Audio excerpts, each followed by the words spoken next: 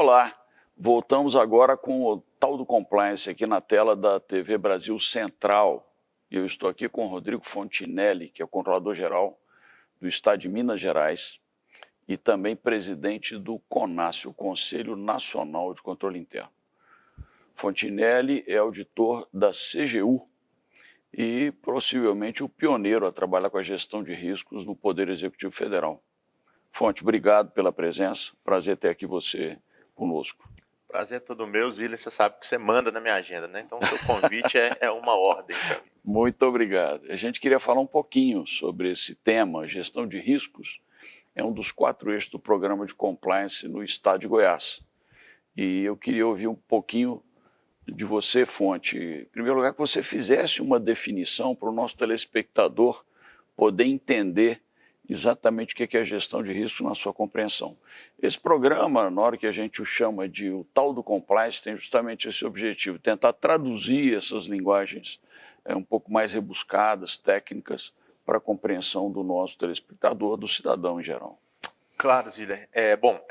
A gente parte de definições, né? O efeito da incerteza no objetivo, né? Isso é uma definição que a gente usa muito. Mas vamos trazer para a parte prática, que é o que a gente veio fazer aqui.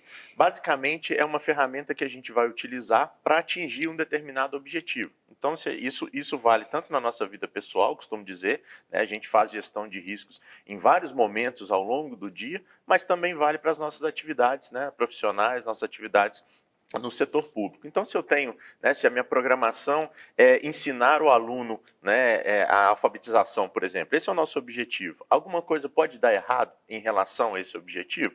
Pode. A gente sabe que o professor pode faltar, a gente sabe que o aluno pode não estar bem alimentado e isso vai afetar no aprendizado. Então, a gente começa a pensar nessas incertezas, essas possibilidades que esse objetivo não aconteça. Isso é uma gestão de risco. Então, a gente vai criar ações para minimizar, para reduzir esse não atingimento do objetivo. Então, basicamente, seria isso.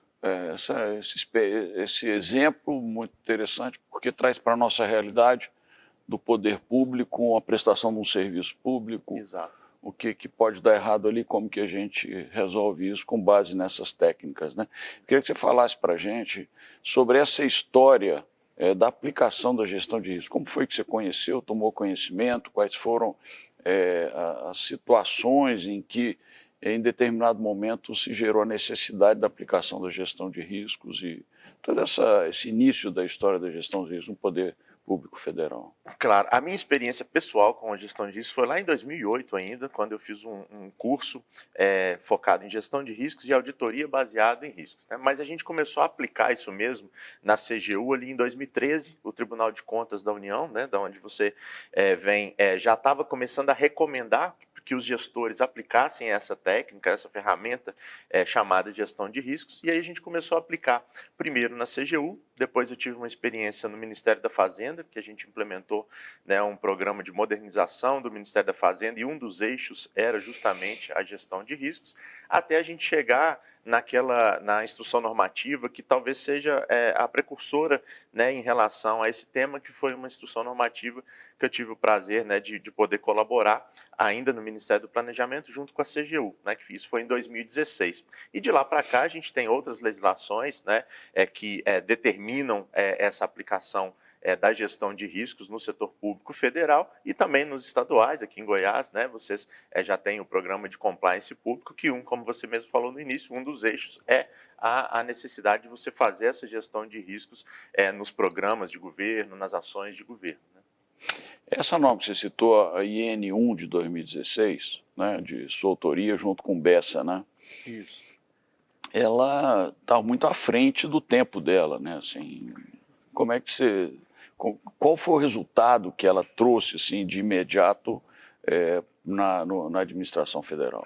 Então, você vai me dar a oportunidade de fazer uma justiça aqui, né? Ela foi uma encomenda, vamos dizer assim, do antigo ministro do Planejamento, Valdir Simão, né? Que tinha sido ministro da CGU. E o que incomodava muito ele é que os órgãos de controle, principalmente TCU e CGU, recomendavam que os gestores tivessem gestão de riscos, uma boa governança, controles internos proporcionais aos riscos, mas não davam as ferramentas, né? Não tinha, o gestor ficava um pouco sozinho nessa dificuldade de entender o que é gestão de riscos e tudo. Então, como a gente não tinha a possibilidade à época, né, pelo contexto político que estava envolvido, de fazer um decreto naquele momento, né, a gente entendeu, olha, vamos juntar a CGU e Ministério do Planejamento, vamos fazer uma norma dentro daquilo que tem de melhor em termos de doutrina, de frameworks que a gente utiliza, e foi isso que a gente fez, né? A gente construiu, tanto eu como o Bessa, né, uma redação que buscasse as boas práticas em termos de conceituação, em termos de ferramentas, diretrizes, objetivos, e que desse uma sinalização para o gestor, olha, se você receber um acórdão do TCU, por exemplo, falando que você precisa implementar a gestão de riscos, ali já começa a ter um norte, né, para você entender como fazer isso, né? Então, a lógica foi isso, ajudar o gestor, né, a partir daquela instrução normativa. E você desenvolveu um projeto dentro do próprio MP, você era assessor especial de controle interno ali. Isso, eu era o assessor especial de controle interno, depois a gente criou uma assessoria, né? Então eu virei o chefe da assessoria especial de controle interno, e a gente lançou o primeiro programa de integridade na administração pública federal, né? Que foi ali ainda em maio de 2016, né? Aí logo depois a CGU também lançou dela, e aí os outros ministérios foram lançando. E lançamos esse programa, tendo um dos eixos, né, um forte, a própria gestão de risco. E aí na sua caminhada a seguir, dali você foi para CGE. Você teve um processo seletivo, né? Isso. Quando o governador Romeu Zema, do Novo, ele ganhou a eleição, na verdade, né, ele fez processo seletivo para todo o secretariado, né? E aí eu me inscrevi, né? E cheguei na fase final, na entrevista com ele, e fui aprovado e virei o controlador, né, do estado de Minas Gerais, onde estou lá até hoje. E você é de BH mesmo, né? Sou de BH, fiquei 10 anos, né? Minha lotação, como você falou, sou da CGU, mas minha lotação é em Brasília. Então morei minha vida toda em Minas e depois fiquei 10 anos em Brasília. Nesse processo seletivo, perguntava qual era o time que você torcia? Se perguntasse, era talvez o ponto crucial para ele me escolher, né? Embora eu não possa falar isso porque o governador ele não tem time, né? Mas eu sou atleticano, e diz ele que ele foi atleticano até os 8, 9 anos, não sei, depois parou de gostar de futebol. Mas como ele já foi atleticano, uma vez atleticano, né? Você sabe bem disso. Sei bem disso. Atleticano, né? Então, E a experiência lá na CGE Minas, né? Particularmente nesse foco aí, plano de integridade, seja gestão de risco. Você já tem, né, mais experiência, você já foi controlador, desde 2015 você já estava, vamos dizer assim, no primeiro escalão, com essa possibilidade de implementar aquilo que a gente acredita. Então, por mais que eu tivesse nos ministérios que eu passei, né, tanto na Fazenda como no planejamento, por mais que eu tivesse o apoio total do ministro, você não tem essa liberdade que você tem quando você é o próprio controlador. Então, assim, talvez o grande ganho em você ser, né, você estar ali à frente de uma controladoria, nesse caso, é que você pode implementar aquilo que você acredita, né? E foi o que a gente tem tentado fazer lá em Minas. Hoje a gente já tem um portfólio de riscos, e eu convido, né, quem goste do tema a buscar no site da CGE Minas. A gente tem para download lá, gratuito, obviamente, né, um guia metodológico de gestão de riscos estratégicos, um guia metodológico de gestão de riscos para processos, uma declaração de apetite a riscos, que é uma coisa ainda inovadora, né, no setor público, um plano de continuidade de negócio, um plano de contingência que a gente teve que fazer por causa da pandemia. Né? Então, a gente acabou evoluindo muito, né, nessa parte que a gente acredita, e a CGE lá, ela é responsável pela política mineira de promoção da integridade, que é uma política que começou desde 2017, mas na verdade era um plano mineiro de promoção da integridade, e nós agora, em 2022, transformamos isso em uma política de integridade, né? Então, para virar uma coisa realmente de Estado, né? E a CGE tem esse papel de fomentar em todos os órgãos e entidades, né, os seus planos, programas de integridade. Queria aproveitar, você me falar um pouquinho sobre CONASSE. Você foi eleito presidente do CONASSE, final do ano passado, início desse ano, final do ano passado. Final do ano passado. E substituindo o Léo, né, nosso grande amigo, controlador-geral lá do município de Belo Horizonte, Americano, torce para a América. Americano, exatamente. É ele, né? Que torce. Ele é que é o torcedor. Ele é o torcedor do América. Ele é o torcedor do América. E agora você tem um mandato aí de 2 anos, né? Como é que você pegou a casa? O que você pretende fazer? Quais são os projetos aí para essa área de desenvolvimento do controle interno no Brasil como um todo, né? Sim. Ziller, a gestão do Léo, Girão e Rocha, né, que foram os 2 vice-presidentes com ele, eu acho que ela deu uma mudada, ela deu uma visibilidade muito boa para o CONASE, né? E a ideia realmente uma ideia de continuidade, claro que cada um tem um perfil, então a gente acha que a gente pode acrescentar algo mais, não só eu, mas o próprio Chico e o Camata, né, que são os meus 2 vice-presidentes, mas a gente já pegou o CONASE muito bem estruturado em termos de comunicação. Acho que isso é um ponto, né, que nós do controle, às vezes, a gente peca um pouco nisso, né, mas a gente tem aprendido, né, tanto é que isso que nós estamos fazendo aqui hoje, eu acho que já é um grande avanço, né, e queria te parabenizar também por essa ideia. Então, a gente uma ideia de continuidade, mas a gente acha que pode agregar, a gente tem alguns pilares que a gente tem entendido na nossa gestão, um deles são parcerias, então a gente tem firmado parcerias, firmamos recentemente uma parceria inédita com o controle externo, que é a Tricom, né, que congrega ali os tribunais de contas dos estados, dos municípios e da União. Também temos um eixo muito grande que é de capacitação, então a gente tem possibilitado aos nossos controladores, né, essas capacitações gratuitas, né, bancadas, vamos dizer assim, pelo CONASE, um eixo tecnológico, né, melhoria aí de softwares, tentando trazer softwares que, por exemplo, a CGU utiliza para que os controladores estaduais, municipais possam utilizar também. Então, nessa perspectiva que a gente acha que pode agregar bastante para o controle interno, né, no nosso país, né, ao longo desses 2 anos.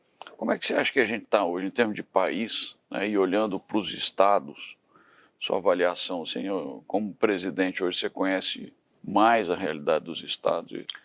Qual a sua avaliação sobre controle interno no Brasil? Você conhece bem a CGU também? Sim, Ziller, eu acho ainda bem heterogêneo, entendeu? A gente tem controladorias com uma estrutura muito boa, né? É claro que a CGU é bem à frente, até mesmo pelo porte dela, né? O número de servidores, o orçamento e tudo. Mas quando a gente pensa em estados, né? A gente tem estados que estão mais à frente, né? E aí Goiás é uma referência nessa parte de controle interno, mas a gente tem ainda estados que ainda estão engatinhando, né? E é por isso que o CONASE precisa realmente olhar para essas controladorias. Quando a gente vai para a esfera municipal, aí sim é que a gente precisa realmente apoiá-los, né? A gente tem 5.570 municípios, você sabe bem disso, com diferentes realidades, né? Muitos deles têm um controlador, né? É o que eu chamo de EUKIP, né? Então, como é que esse EUKIP aí vai fazer, né? Fomentar a transparência, integridade, fazer auditoria interna, eventualmente fazer inspeção, correição. Então, assim, essas que a gente chama de macrofunções do CONASE, elas fazem sentido a partir de um determinado nível de município, né? Outros a gente ainda precisa, né, eu tenho usado muita expressão, pegar na mão desse município, desse controlador, e ajudar com coisas mais básicas de controle, né? Então, esse é o diagnóstico que eu faço de uma forma mais geral, assim. Eu vim do controle externo, né? Eu sou auditor do TCU, como o Fontinelli mencionou, estou no controle interno hoje, controlador-geral do Estado de Goiás, e tenho percebido, Fonte, que o controle interno está mais próximo ali da gestão, parece que pode ajudar mais, fazer com que aquele professor lá seja ajudado nas suas dificuldades, o aluno tenha... Qual a sua percepção sobre essa questão, né? Você acha que o controle interno tem, de fato, ajudado a melhorar a execução das políticas públicas, saúde, educação, segurança? Ótima pergunta, Zilli, porque aí dá oportunidade da gente realmente explicar o que talvez o controle interno nos dias atuais, né? Às vezes as pessoas ainda têm aquela ideia de mesmo controle interno policialesco, isso já não cabe mais. Existem funções para isso, né? Mas quando a gente fala realmente de controle interno, a gente está falando de alguém que vai tentar aperfeiçoar a gestão, né? Então, e eu sempre uso, nós vamos ajudar o bom gestor, aquele que quer fazer o correto e que eu, talvez, possa até estar sendo um otimista, mas eu prefiro ser assim. Eu acredito que a grande maioria dos gestores querem fazer o correto. Às vezes eles erram, como nós, controladores, erramos, né? Mas a gente tem que estar junto desses gestores para apoiá-lo a fazer o correto. Aquele resíduo das pessoas, né, desses gestores que querem fazer o incorreto, que querem fraudar, cometer irregularidade, tudo, a gente tem outras ferramentas que vão cuidar, vamos dizer assim, desses gestores. Mas a grande maioria, ela quer fazer o correto e tem que ver nas CGS, né, ou CGMs dos municípios, um apoio, né, para que consiga realmente entregar esses objetivos, que em última instância o que a gente quer é o que o gestor quer, né, entregar esse resultado para a sociedade, seja na educação, saúde, segurança, etc. É isso aí, muito obrigado. Eu que agradeço. Obrigado por essa mensagem final, que a gente consegue deixar bem claro para o nosso público que o tal do compliance e o controle interno, que é a nossa atividade, tem esse objetivo de ajudar a melhor execução da política pública. Saúde, segurança, educação, tudo isso seja realmente um serviço de qualidade para cada um de vocês. Obrigadão. Eu que agradeço, parabéns mais uma vez aí pelo programa.